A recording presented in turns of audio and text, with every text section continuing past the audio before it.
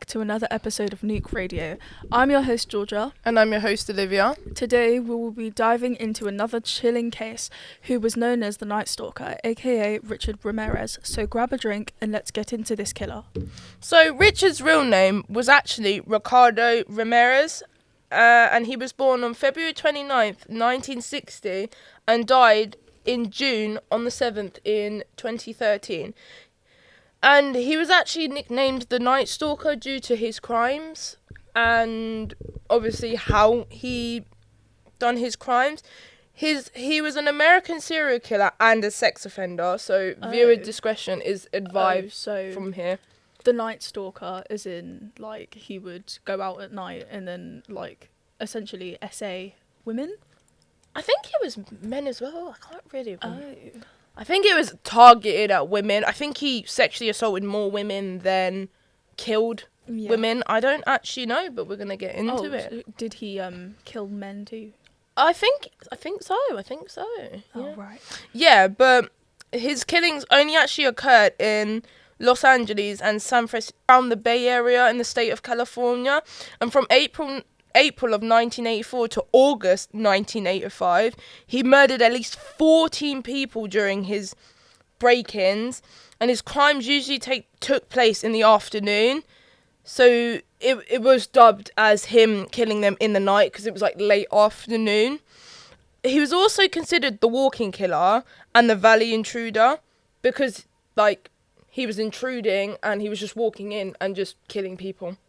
Is that the sole purpose why he was, like, breaking it in and, like, intruding? I think he was stealing, and he just thought, let me kill them in the process. Oh. So, I don't know. But he was also a sex offender. Is that, like, a separate crime, or is it I part think of the same? it's just two different things he was convicted with. Oh. So I think he was convicted as a sex offender and a murderer. Well, serial killer. What, at the same time, or...? I think so. Oh, I think so. But let's get into it. So Ramirez's crimes were heavily influenced by his childhood. Mm-hmm. So he had a really dark childhood. This was due to his family being his family abusing him, mainly his father. I don't think his mother really knew he was being abused because he later ended up developing damage to his brain. And at the age of 10, he started using drugs, sadly, which I think's crazy that you're starting drugs at the age of 10. When you say, like, develop something wrong with his brain, was it, like, mental health? I think so. According to research, there's nothing on what was wrong with his brain. So he must have had severe brain damage to whatever his father done to him. Because during his teen life, he started developing MacBree interest in his teens. And his cousin had schizophrenia, so I don't think this helped with him having his brain damage, and then his brother, like, being around his brother who was schizophrenic. Yeah. And his brother would usually, like, brag about, like, war and the crimes he committed, because he also had PTSD. So I feel like his only way of getting out of PTSD was explaining and telling people. Wait, what war was this then? I don't know. Well, I think this is just, people practicing, like, going to war. So, because it was in the 1960s, I'm not really sure. You'd have to research that yourself, wouldn't you? Mm-hmm. But the thing is, he was only 15 when this happened. And yeah, and he learned. So when his brother would tell him all this stuff, Rich was actually very, very intrigued and wanted to, like, learn military skills. And this is what helped him, like, with his killing spree, which I think's insane. You're using things that can save you in the war to kill people. Like, what goes through your head to, like, oh yeah. He's been through a lot, though. True. Like, it's dangerous stuff, especially considering that his brother has PTSD. He was probably hallucinating and had a lot of problems, especially considering he was schizophrenic as well. That was probably from the war too. Yeah, but another thing apparently is that he was actually very into Satanism. So he was a Satanist. So I feel like this was more to do with his crimes, the fact that he believed in the devil. And that. So he may have been schizophrenic as well, but he was never diagnosed with it. Do we know if he, like, ever, like, did rituals or like tried to summon something. I don't actually know. There's nothing about him trying to like perform like acts, sadism acts. I think one of his murders, but we'll get into it, he actually told them to hail Satan, but we'll get into that a bit later. But he actually would often commit burglaries to support to support his drug addiction, because we knew he started doing drugs at the age of 10, and it's very... Do we know what drugs? No, it doesn't. I think he done a bit of everything, you know, like crack, weed, all of that type of the strong stuff, I'm assuming. I don't know. What else do you think? I'm not sure. I mean, obviously the drugs wouldn't have helped, like, with anything that he had going on. But then again, he could have just been trying to use it as an escape from his reality. Probably. But like at the age of 22, he actually did frequently use cocaine. So I feel like this might be a stretch. But like, what if? Because he's a Satanist. Yeah. Like, he was using the drugs, and then he could have, like, hallucinated the devil. Maybe, because you, what... There are drugs that can make you hallucinate like crazy. Yeah. I can't remember what it is. Is acid one of them? I think so. I think so. I don't know. You'd have to Google that, honestly. Hallucinogenics. I don't know. But... like mushrooms and stuff. Yeah. But, yeah. So... fentanyl or ketamine. Yeah. Because his murder spree, because I think his murder spree was like a year and a bit over. I can't remember what they said. It actually terrified residents of Los Angeles and then later San Francisco. Because over 14 months, sorry. So we do actually know, but a long time. So that's like a year or 2 years. No, that's like a year and 2 months, sorry. But, however, his first actual murder wasn't until April of 1984. And this is how people started to realise there was a killer. Because... yeah, but Rameriez actually used a wide variety of weapons to kill his victims, like handguns, different types of knives, a machete. Wait, where was this? Like, where he lived, or in America? Just around those two areas, yeah. The same. Yeah, but yeah, he used different type of machete, an actual tie iron, and a claw hammer. Oh. He actually punched women as well, used pistol whips, and strangled many of his victims. What's a pistol whip? I'm not actually sure. I should have actually Googled that, because I don't actually know. It must be like... I'll Google it. some form of gun. I think we should Google it. While I was doing that, we'll get back into this. He also frequently enjoyed degrading and humiliating his victims, especially those who survived his attacks, he actually chose to not to kill certain people, which is crazy. But we're going to move into his early life and his education, so trigger warning again from here, because it is very, very... he's quite a dark person we're going to get into, obviously. Yeah, it's basically a pistol, and you, like, hold the barrel end of it, like... oh! And then you hit someone round so like a whip with, like... so like a whip? The handle part. Oh, that's weird. But anyway, back to... getting into his early life. So Richard was actually born in El Paso, Texas. Oh. So he must have moved. Yeah. So, because he was a Mexican immigrant. And he was the youngest of 5 children. His father, a railway laborer, was an alcoholic. So this is why, I think we know why he done those things to his son. I wonder if he done it to the rest of his siblings. Do you think he would have? I'm not sure. I mean, possibly, but considering... wait, how many siblings does he have? He has 5. Oh, damn. Probably a few. Is his brother that has PTSD older? Yeah, if he went to the war, so I'm assuming he's 18 plus. Yeah, he's probably the oldest. So he's probably moved out, or... yeah, he was probably... with his problems. Maybe. Because he actually beat his wife. It says he was like physically abused his wife, but it doesn't say if he beat all his He children. probably did then. Maybe. Especially if he's abusing his wife. Because they were also brought up as a Catholic type of family. But he actually began smoking marijuana and drinking alcohol at the age of 10. So a lot of brain damage, clearly. Because they actually went to a psychiatrist to figure out why he was doing this. His name was Michael Stone, and he actually said he was a psychopath. They confirmed that Richard was a psychopath. Yeah, kids get diagnosed pretty young, to be fair. I think that's crazy that at the age of 10 you can tell someone that they're a psychopath. Mm-hmm. Like, your brain's not fully developed yet. Yeah, but it depends on the tendencies and how they act. Yeah.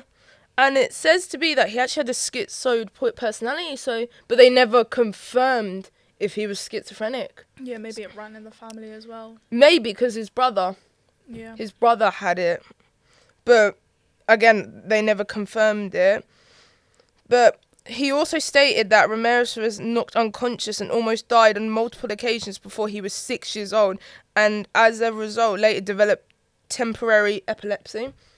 I think that's due to, I don't know how many years his father... Yeah, probably. Well, yeah, because if he was, like, throwing, depending on what he was doing, because he was very aggressive. At the age of 12, Rameriez was taken under the wing of his cousin, Miguel Angel, in 1949. He was the soldier who himself became a serial killer, so this was his brother. We're now with his brother. But we're going back to him living with his brother.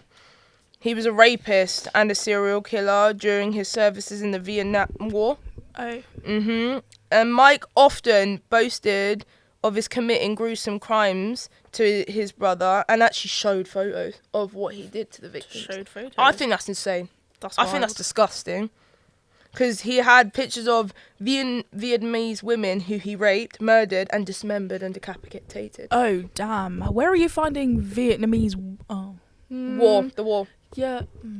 Yeah, they probably were allowed in the war then. Yeah, I've not heard much about that one, though, not going to lie. It's not a war That's outrageous. I think that's crazy that you can take a picture of them. Taking advantage of... Yeah, but what... I don't get how you find pleasure in that. I think that's... Sick minds, Olivia. Yeah, sinister minds. Yeah, exactly. Sinister minds. Rameriez would later state, while incarcerated, that he was actually fascinated and repulsed by the images that his brother shared with him. Oh. And he actually taught his cousin... Sorry, not his brother, his cousin. Read that wrong a bit. So he shared with his cousin some of his military skills that we also know that he used for his killings, and this included stealth and kill tactics. And around this time, Rameriez began to seek escape from his father's violent temper by sleeping in the local cemetery. Oh. And his father would tie him to a crucifix in a ceremony overnight as punishment. Overnight, very religious. Left him. So he must have left him there. So then shortly after he turned... This is probably why he's a Satanist. He's probably like, hey, why is my dad doing this to me? Why am I having to go Yeah, well, through clearly all of this really made him mad, and this has probably caused him to seek revenge on just everyone, if you think about it. But because shortly after he turned 14 in 1974, he actually began using LSD frequently. LSD? I forgot what That's that a is. drug. Oh. It's a type of drug. He and his cousin Mike resumed bonding over their shared use of drugs and alcohol. Oh. So they actually shared a lot of this. It was during this time period Rameriez began to cultivate an interest in Satanism and the occult. When he reached adolescence, Rameriez began to meld his sexual fantasies with graphic violence, including forced bondage. Oh. Yeah, murder, mutilation, rape, all of that. And actually, while he was still in school, he took a job in the local Holiday Inn, and he used these key tactics to actually rob sleeping patrons. Sleeping patrons? Oh, no. Yep, and at least one one occasion, he actually molested 2 children at the age of 14. Oh. Which, wow, 14 and you're molesting kids. So they must have been under the age of 10. And this was in an elevator as well. That's wild. That's insane. That's wild. I mean, I guess they go hand in hand for him, though, raping. Yeah, he doesn't. I don't think he understands that that's molesting. Because, again, he had sexual fantasies. So he's fantasized about... Hypersexuality. Can you... Yeah, but, like...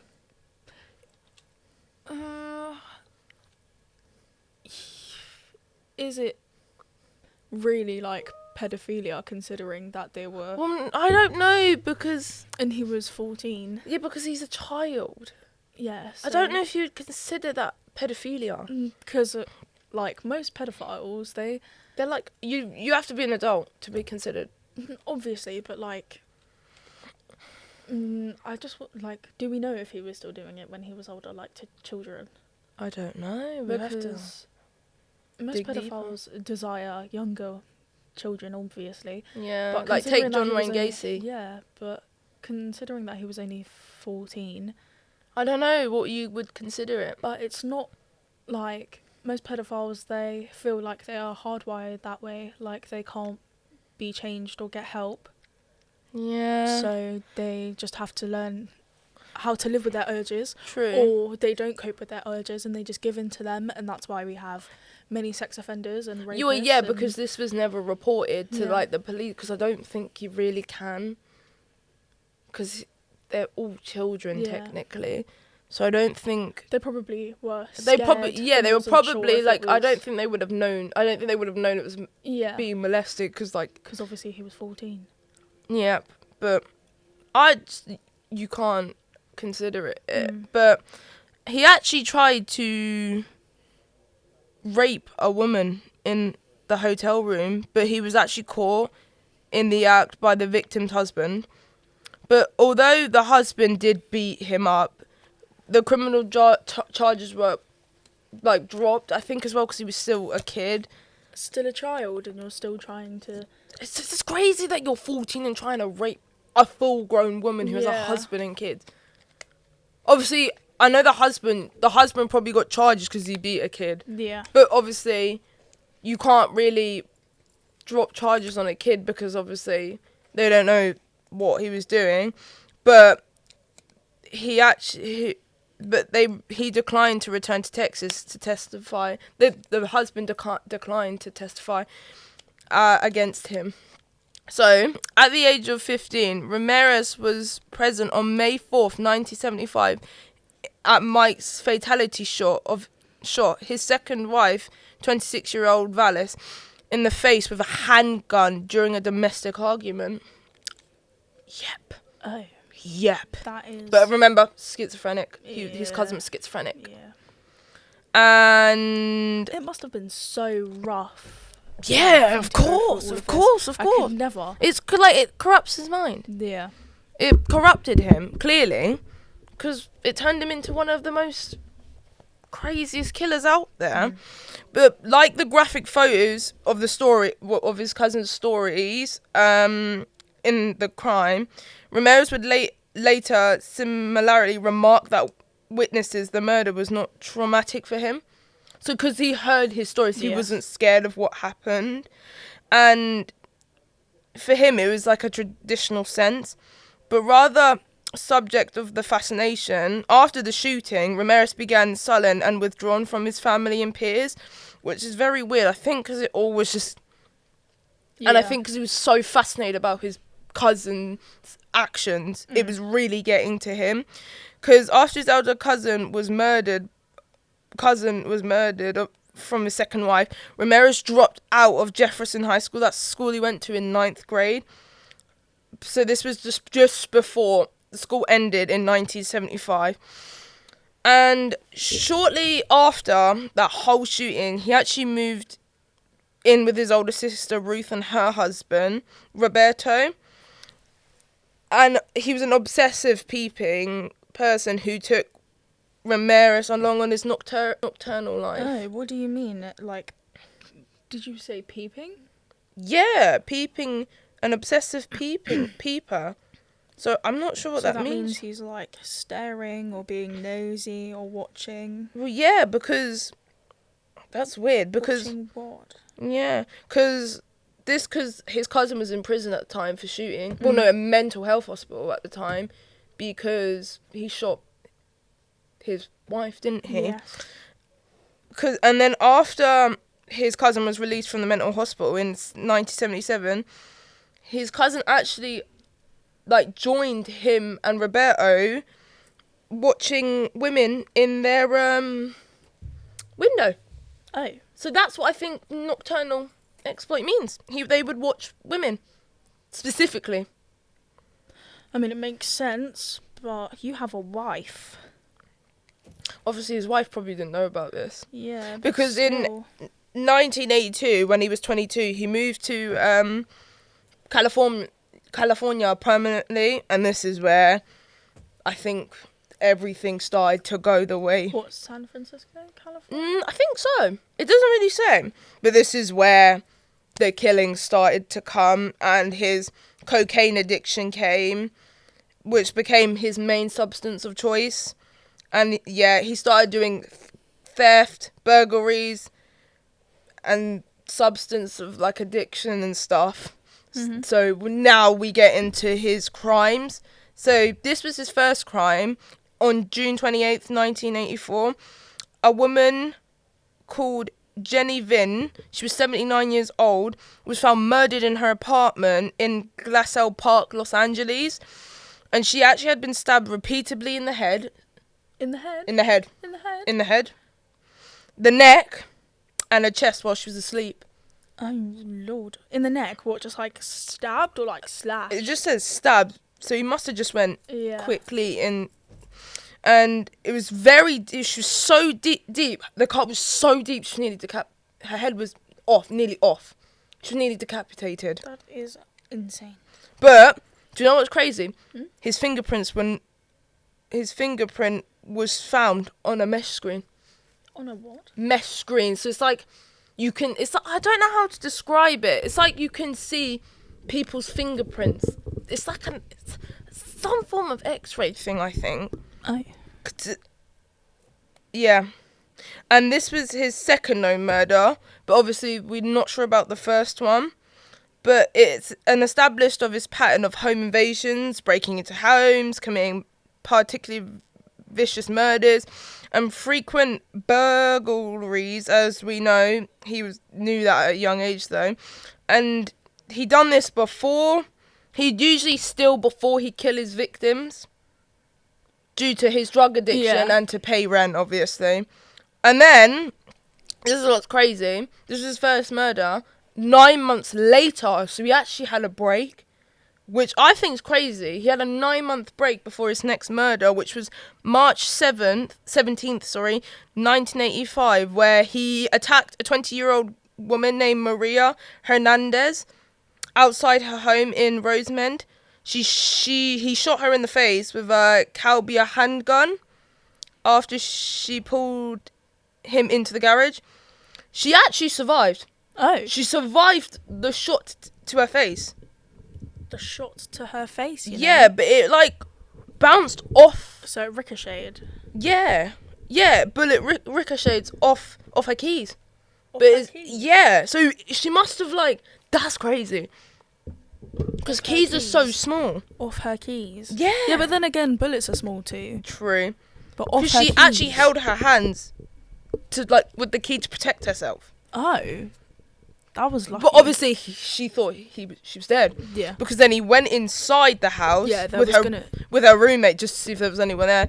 Her roommate, 34-year-old Dale Yoshi, actually heard the gunshot and ducked behind the counter when she saw Rameriez enter the kitchen. And when she raised her head to get a look at what happened, Rameriez knew she was there.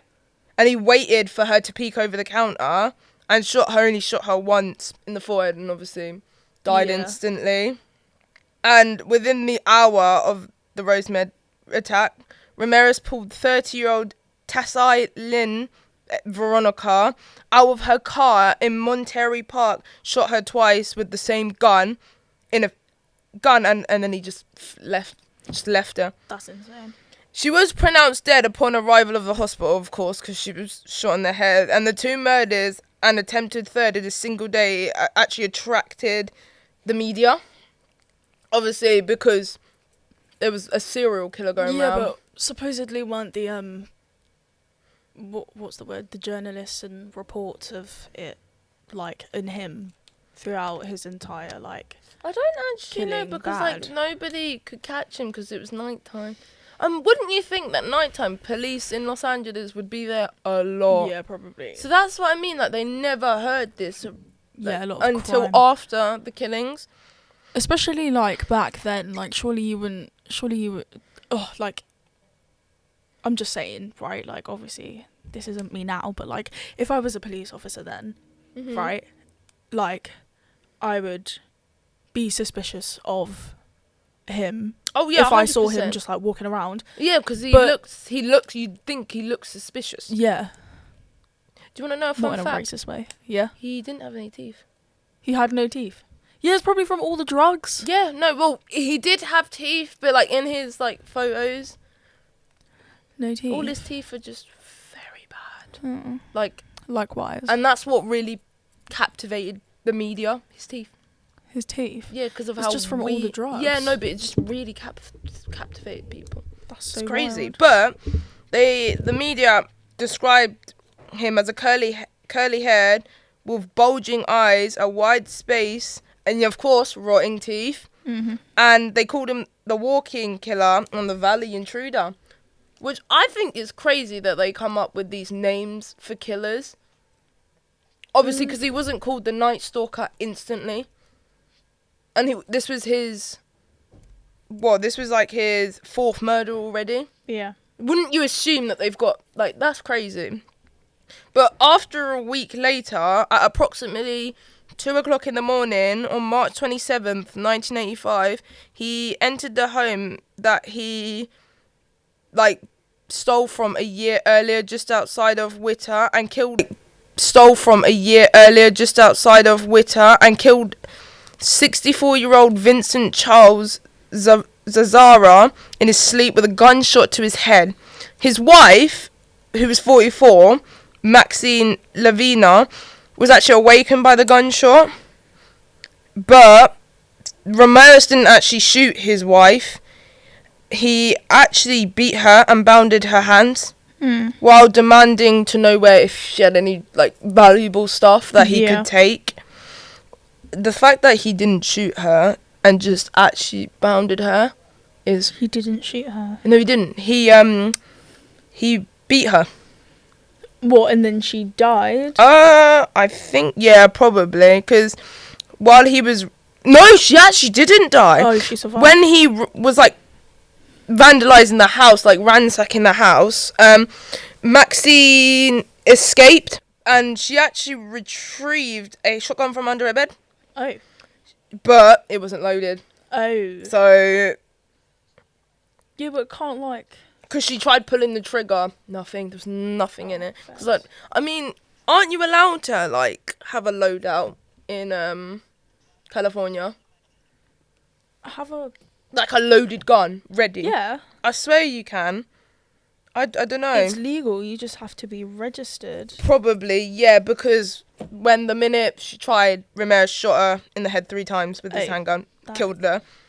But he didn't just finish there, because he actually fetched a large carving knife from the kitchen. He actually mutilated her body by cutting an inverted cross into her chest. An inverted cross? Mm-hmm. What's it? Like Satan, like the Satan. Because then he cut her eyes out, placed them in a jewellery box. He actually, this is very disgusting, tried to have sex with it. The dead body. Oh. Yep. But I don't think I'm very grossed out by that. But no, but like, it's just very, like,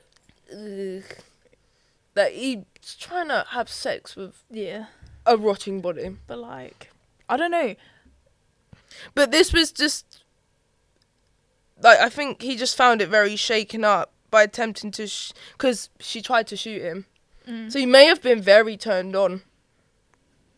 likes the violence. But he wasn't able to achieve an erection out of it. Oh. So he was definitely had a lot of sexual feeling Mhm. with dead bodies, but most serial killers do. That's how they like take Jeffrey Dahmer. Oh, He yeah. was very Yeah.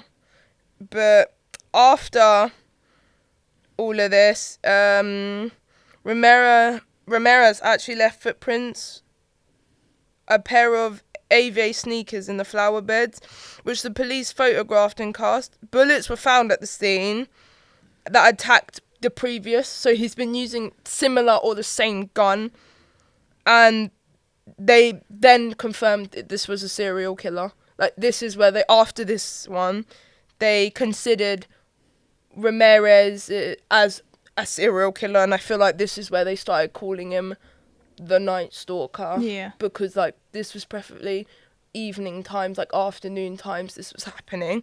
Our next one was on May 14th, 1985, where Ramirez returned to Monterey Park, entered the home of 66-year-old Bill Doy and his disabled wife. So this went crazy. His wife, who was 56 years old, and her name was Lillian Doe. Surprising Doe in his bedroom, Ramirez shot him in the face with a .22 semi-automatic pistol. As Doy went for his own handgun after, because he knew. And then after beating the mortally wounded man into unconsciousness, Ramirez entered her bedroom, bounded her with handcuffs, and then raped her. Oh. Yeah. After he had ransacked the home for valuables, obviously. Obviously, Bill died of his injuries while in the hospital. We're not sure what happened with Lillian. Obviously, she was disabled as well, which makes it crazy. So I don't think she remembered the law, obviously, because rape is a very thing that's a touchy subject. Yeah, it's a very traumatic thing. For women and men to try and talk about. Yeah. It's a hard, touchy subject, especially if it's happened to you. Yeah, so 2 weeks after that, May 29th, Ramirez actually drove a stolen car to Monterey, California, and stopped at a house of Mabel Mabel. She was age 83, and her disabled sister, who was 81 years old, Florence Nettie Lang. And he found a hammer in the kitchen.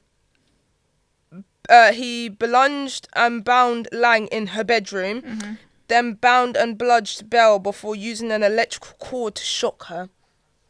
To shock her? He shocked her. That's a bit creative. He raped her, of course. He used Belle's lipstick to draw a satanic pentagram. Yep. That's interesting. Again, but he was a Satanist at this time. He used that on her. He put one on her thigh, as well as on the walls of the bedroom. The women were found 2 days later, so he actually kept them alive. But Why? one of them Do was we know if he was like raping them whilst they were still alive? Yeah, Oh damn. he raped them but he left them alive. But one of them was in a coma, but they were when you both. say like left them alive, like was he raping them like while they were Yeah, while he had them? Yeah. Oh damn. Yeah. And obviously, they were both critically, they were both injured badly because he used a hammer. Yeah. It doesn't say where they hit him, though. But Belle sadly died in the hospital from her injuries on July 15th. And then a couple of months later, Lang died in August. So they didn't survive. And then the next day, actually, after that murder, he actually went on another kill. He actually killed someone else. The day after, as well, was crazy. So he had the audacity to do that and then think, oh, I'm just going to kill someone else on the next day. He actually drove the same car to Burbank, California, snuck into the home of a 42-year-old Carol Kyle. So, quick thing, there's actually a pattern. Yeah. He's killing older people. No one younger. No one younger than 30. They're all 30 and above, aren't they? Maybe, no, like 40 and above. That's crazy. But then this is where, kids are starting to get involved now, because he snuck into a home of a woman called Carol Kyle. She was 42. At gunpoint, he actually bounded Kyle and her 11-year-old son with handcuffs, and then, of course, ransacked the house. He released Kyle to direct him where the family's vulnerables were. Yeah. He then repeatedly raped her. So a lot of rape was involved. Yeah. And he also repeatedly ordered her not to look at him, telling her at one point that he would cut her eyes out, because he was raping her at the time he was saying this. He did after left the scene after receiving the child from the closet and binding the two together again with handcuffs. Same old, he left. And then after that day, on the night of July 2nd, 1985, he drove a different stolen car to Arcadia, California, randomly picked a house to just raid.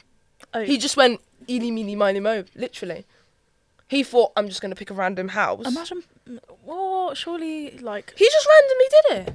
Was he on drugs when he did this? He probably was, you know. Yeah, fair. Addiction. Yeah. He probably was on a bunch of different stuff. Mainly cocaine, though, because it's like we said earlier, he was addicted more to cocaine out of anything. But this randomly selected was a house of the 75-year-old Mary Lewis Cannon, a widowed grandmother, so she must have, lost her husband recently. Yeah. Or something. He quietly entered her home, found her asleep in the bedroom. He, made her go unconscious. Yeah. With a lamp. He He hit her with a lamp. Yeah. I'm sorry. It's not funny, but he picked the most oddest object to knock someone out with. That's weird. And it worked. A lamp. It worked. Because then he stabbed her to death using a 10-inch butcher knife. Oh. Yeah. From the kitchen. I'll just clonk her on the back of the head with a knife. Yeah. Not like the metal bit, obviously. No, but but he hit her with a lamp and then went, I'm going to go get a 10-inch butcher knife. But he repeatedly stabbed her, even though she was dead. Because that makes sense. Yeah, so clearly that wasn't enough. I know, homeboy liked it, clearly. He was, sexually attracted to all of this, clearly. Because 3 nights later, he broke into another home in Sierra Madre. And he actually, again, walloped a 16-year-old with a tire iron as she slept in her bedroom. Oh. After searching in the van for a knife in the kitchen, Rameriez tried to strangle her with a telephone cord. And then stated that he was startled to see electrical sparks ignite from the cord. And when his victim began to breathe, he fled the house believing that Jesus Christ had saved her. Because remember, Satanist. Yeah. So obviously, I see where he's coming from. She actually survived the attack, but she had to get 478 stitches were required to close her lacerations from her scalp. From her? Because he, I don't know, it doesn't say what he used to, hit her in the head with. Oh. Yep. And then... Wait, what's the word? Wait, can I see? Lacerations? Yeah, what's that? I don't actually know. Maybe we should. Google Yeah, it? Google. Hold on. A deep cut or tear in the skin caused by blunt trauma or a sharp object like tool, knife, or maybe it was near the brain then. Machinery. He hit, it got so deep it was near the brain. Yeah. Something like that. But moving on, our next murder that he committed was on July 7th. He stole from the house of a 60-year-old Joyce Lucienne Nelson in Monterey Park. So he has a thing for this place because he specifically comes back to here a lot. He found her asleep on her living room couch, beat her to death by stomping on her face repeatedly. Interesting. Yeah. And after cruising 2 other neighbours, he returned to Monterey Park, randomly chose a home again. He randomly picked again. Oh. The home of Sophie Dickerman, age 63. He assaulted and handcuffed her at gunpoint. He did try and rape her, but he didn't. Yeah, I don't know what happened. Didn't? No, he attempted. Couldn't. No, he attempted to. Why didn't he? I don't know. It doesn't actually, according to it, doesn't say why. He just tried, apparently. He did steal her jewelry, and when she swore to him that he had taken everything to value, he actually told her to swear on Satan. So this is where we actually can confirm he was a Satanist. And then they were just left there on that one. Interesting. So I think he kept her alive, actually. But it doesn't actually, they don't confirm if she's dead or alive. She probably is now, because she was, but we don't know if he actually killed her. 2 weeks after that, July 20th, Ramirez actually purchased a Glendale, California. I think that's a type of gun. Never heard of that type of gun. And he randomly picked a house, and it was the home of the 66-year-old Lena Needing and her husband, 68-year-old Maxon Needing. Mm-hmm. He bursted into the sleeping couple's bedroom and hacked them with a machete. Oh. Yep. Then killed them with 2 shots to the head with the .22 caliber handgun. He further mutilated their bodies with the machete before robbing the house of valuables. After quickly fencing the stolen items, Ramirez drove to Sun Valley, Los Angeles, broke into the home of another family. The name I cannot say. I don't know if you can say that name. What does it say? Do you see where it says K? Oh my. I think it's a Polish or German family. Kovanath. Maybe. Sounds Polish, not gonna lie. And he shot the sleeping 32-year-old. Oh, here we go. An actual younger person this time. He shot Shanna Rong in the head with the same gun, the .22 caliber handgun, killing her instantly, of course. He then repeatedly raped and beat the 32-year-old Som kid. He bound the couple's 8-year-old son before dragging the kid around the house to reveal the location of any valuable items which he stole. During this assault, he demanded that she swear to Satan again that she was not hiding any money of him. So he never actually tried to rape any kids. Mm-hmm. It's not a good thing, of course. Like, none of that he was raping people, but he actually never raped kids, which I wonder why. Because most killers, you think they rape little kids. Yeah. Well, I guess we'll never know. Moving on to August 6th, 1985, Ramirez drove to Los Angeles, Northridge, broke into the house of the 30-year-old Chris Penson and Virginia Peterson at age 27. Oh, so this was actually... He seems to be getting younger the further down we go. Because he's now getting to people younger than 30. Oh. I was so confused. I was like, what do you mean? He can't age back? No, he's choosing people a bit younger now. Because he started off with older people, didn't he? Yeah. But this was his wife. She was 27. He crept into the bedroom, startled Virginia, and then shot her in the face with the same gun, the semi-automatic handgun. He then shot Chris in the neck and attempted to flee. Chris actually fought back. The husband of Virginia fought back while avoiding being hit by 2 more shots during the struggle before he managed to escape. But the couples actually survived. They both survived. Type shit. Real. He's not great at... dodging 2 bullets. He's not great at trying to shoot people and clearly not. finishing them. Yeah. He has finished quite a lot, but... He seems to miss a few. Yeah, he's probably like, we'll get him next time. Yeah, probably. He actually seems like... Because 2 nights later, he drove... The cocaine's affecting him. I think it is... Well, it would affect anyone, wouldn't it? Because 2 nights later, he drove another stolen car to Diamond Bar, California, and chose the home of Sakia Albawath, 27 years old again, and her husband, 31-year-old Elias. Sometime around 2:30 a.m, he entered the house, went into the master bedroom, instantly killed Elias with a shot to the head. Same gun. He then... Yeah? Do we know if... Wait.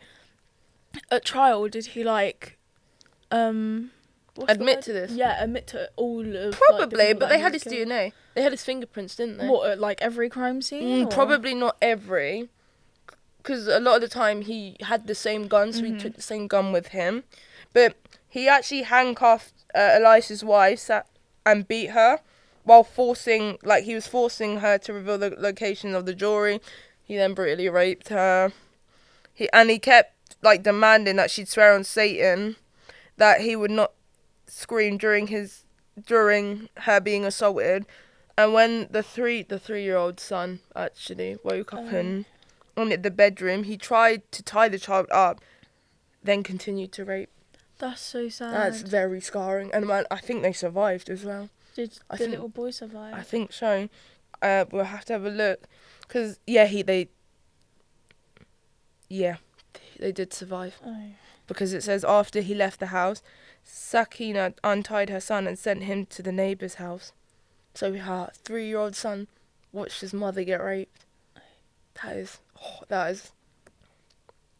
Because Rameriez actually was keeping an eye on the news after his crimes. Because there were like 14 in total. Yeah. And headed to San Francisco. Mm-hmm. And on August 18th, he entered the home of, this is a funny name, of 66-year-old Peter Pan. His name's Peter Pan. And 62-year-old Barbara Pan. I wonder if they referred it to the film Peter Pan, his name. I wonder if they... Yeah, who knows? Yeah. But he actually shot Sleeping Peter in the temple. What's the temple? Wait, where is he right now? Like he shot Peter Pan. Oh, in the temple. Oh, on your body. That's over here. Oh, like next to your eyebrow. Yeah. Oh God. With the same gun, the Calbia handgun, killing him instantly. If you get like punched there or like elbowed there, it's game over. Yeah, like you can get like brain damage or you can die. You can faint or he died. Like vomit. Yeah, but that's a well, yeah, he shot him there. Yeah. He then beat and sexually assaulted Barbara before shooting her in the head and leaving her for dead. At the crime scene, Rameriez used lipstick to scrawl a pentagram and phrase Jack the Knife. I wonder if that's a reference to Jack the Ripper. Jack the Knife? Yeah, he scrawled a pentagram and the phrase Jack the Knife. I wonder if that's Jack the Ripper. I wonder if that's a Jack the Ripper reference. Because Jack the Ripper used knife, mutilated loads of women. Could be. But you have to watch that episode first. This one, guys, you can't just like watch episode 2. No, we'll put it in the description below. But he writ that on the wall, bedroom wall. He again left a shoe print at the scene that the detective discovered and matched to a specific pair at Ava Shores that was not common at the same time. He's pulling a Zodiac. Because the Zodiac killer would leave clues to his murders. But I think he was before the Zodiac killer. I'm not sure. Why did he leave clues to... Just to take the piss out of the police. What, because they couldn't find out? Yeah, because they didn't know who it was. The police always do this. The police always... The police always get teased in when killers are around. The police are not great. I'd do a better job. Probably. I think we both would, But on August 24th, 1985, Rameriez travelled 76 miles, that's 122 kilometres, south of Los Angeles in a stolen orange Toyota. Is that a type of car? What? Let me see. Toyota. Orange Toyota. That's a car, innit? That says Toyota, babe. I can't, I'm dyslexic. But what is that? A car? Yeah. Oh, that sounds like a very odd car. I'm pretty sure it's like a Japanese branded. Oh, probably. It sounds it. Yeah, Toyota. Yeah, to California Mission Viejo. And that night he arrived at the home of 45-year-old James Romeo Jr., who had just returned from his family vacation. Rostero Bench in Mexico. Romero's son, 13-year-old James Romero III, happened to be awake. So he had everything while his family was asleep. James went outside of his house to retrieve a pillow inside a truck, which was locked, of course. And when he was outside, he heard rustling noises, assuming that... Sorry. Obviously, he assumed it was an animal that was making the rustling sounds. But James actually went to go and have a look what that was, but He didn't notice anything out of the ordinary. Obviously, James went back into the garage, began working on his mini bike before hearing Ramirez's footsteps outside, thinking it was a prowler. I'm not sure what a prowler is. It must be some type of like little animal, like something like that. I've never heard of what the hell a prowler is. A prowler is just you like, obviously like he was the Night Stalker. True. Night Stalker could be like Night Prowler, like it means the same thing. Okay. Yeah. But James, like, obviously observed it. While he was, Ramirez actually went through his bedroom window, went to wake his parents, and Ramirez fled the scene. James raced outside and noticed the colour, make, style of the car, as well as the partial license plate and license plate number. Ramirez contacted the police with this information, believes James had chased away a thief. So he didn't actually know it was him, but he recognised the car. With his attack on Rameriez residence aborted, Ramirez broke into the home of 30-year-old Bill Carnes. I think this was on the same night. And his fiancée, 29-year-old Inez Erickson, through the back door. Ramirez entered the sleeping couple's bedroom and awakened Carnes when he shot the couple. Shot them with the same gun, the .25 caliber handgun. He shot Carnes 3 times in the head, turned his attention to Erickson, and Ramirez identified himself as the Night Stalker. So this is the first time this was his final murder. He actually told them that he was the Night Stalker. That's crazy. And he forced her, the wife, to swear that she loved Satan as he beat her with his fist. Oh, damn. Yeah, that's crazy. And then he bound her with neckties from the closet. Stealing what he could find, Ramirez dragged Erickson to another room before raping her. Then demanded cash and jewelry, same old. Made her swear on Satan. There was no more. That was it. Before leaving the home, and told Erickson, tell them the Night Stalker was here. He told lies. Like, why would you do that? Obviously, she untied herself, went to the neighbours' for help. Surgeons removed 2 of the 3 bullets from her husband's head. He actually survived. That's actually petrifying. Yeah, and this was his final murder that we know of. Yeah. There may have been more, but no one could confirm this. Because we move on to his capture, and he was actually... So this, on August 30th, 1985, Ramirez took a bus to Tucson, Arizona, to visit his brother, unaware that he had become the lead story in basically every newspaper, television programs across California. After failing to meet his brother due to him not being home, he returned to Los Angeles early morning of August 31st, so the next day. He actually walked past police officers who were staking out the buses terminally in hopes to catch him. He walked past the police station as well. He's playing mind games, guys. He is.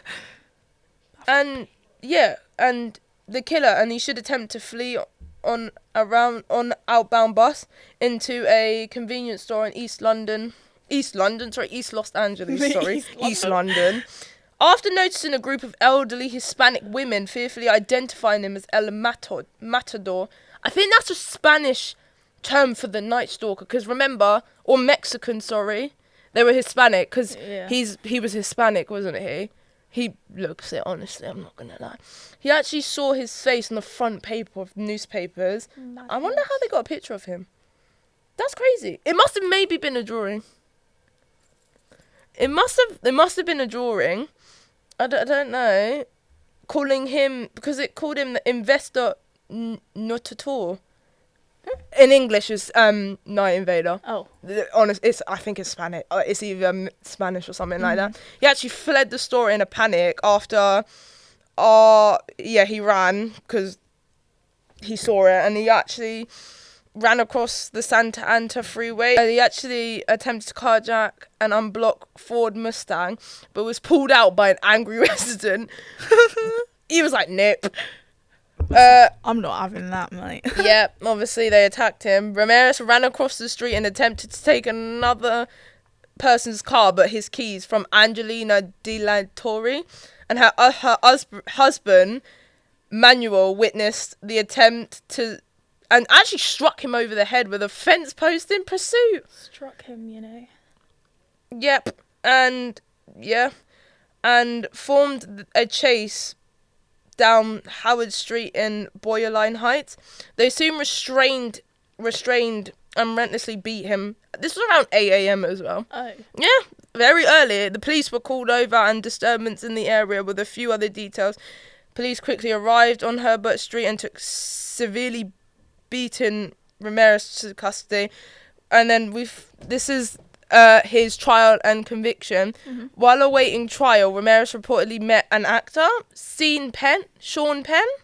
This is a woman who was jailed for 33 days in 1987 for reckless driving and assault of an extra on the film Colours, 1988. Ever heard of that? Ever heard of the film Colours? Colours? Yeah. No. Yeah. Maybe we have to have a look at that after. Yeah. He was actually married. He met her. Oh. An actor from a film that could... I'm concerned. And he claimed to receive a letter from Rameriez as a fellow inmate, to which he wrote back telling Rameriez he had no sympathy and hoped he died in a gas chamber. In a gas chamber? That's crazy. And by the time the trial, Rameriez had fans. Fans? Yeah, well, Fans you know, is crazy. people Yeah. who were writing him letters, paying him visits and stuff, who were like that intrigued by him. Mm-hmm. And in the beginning of 1985, Doreen Lyo wrote Rameriez nearly 75 letters during his incarceration. Oh.